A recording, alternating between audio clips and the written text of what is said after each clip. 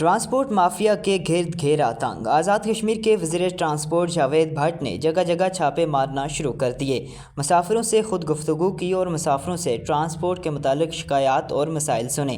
اس موقع پر وزیر ٹرانسپورٹ کا کہنا تھا کہ زائد کرایہ وصول کرنے کی شکایات آئے روز موصول ہوتی ہیں اور ٹرانسپورٹ مافیا سرگرم تھا، جس پر ہم نے باقاعدہ کارروائی کا آغاز کر دیا ہے۔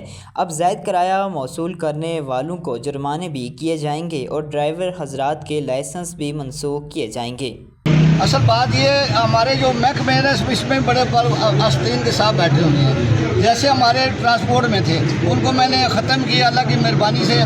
اب جو نان کسٹم گاڑی ہے اس کے لیے قانون بنانا ہوتا ہے، اس میں وزیر ٹرانسپورٹ بھی ہوتا ہے، ایکسائز کا دفتر بھی ہوتا ہے اور سینئر بورڈ ممبر ہوتا ہے، کمیٹی بنتی ہے، ان کی مشاورت سے یہ نان کسٹم جو گاڑی ان کا متبادل حال نکل سکتا ہے۔ میں تو اس کے لیے حاضر ہوں کہ نان جو کسٹم ہے ان کو نمبر لگایا جائے اور جو اس کی آمدن ہے گورنمنٹ کے خزانے میں آنی چاہیے، تو میں اس کا حامی ہوں جناب۔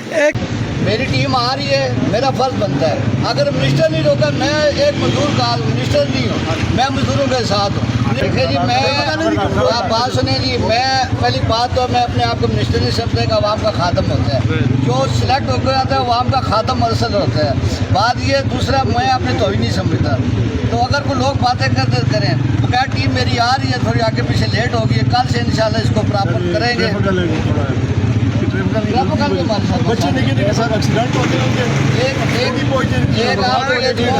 کہ 70 سال میں ٹرانسپورٹ کا سیکریٹریٹ نہیں تھا، یہ 70 پہلے سیکریٹریٹ قائم کیا، وزیر اعظم انوار الحق صاحب نے سیکریٹریٹ قائم کیا، اب ساری پاور منسٹر ٹرانسپورٹ کے پاس آ گئی ہے۔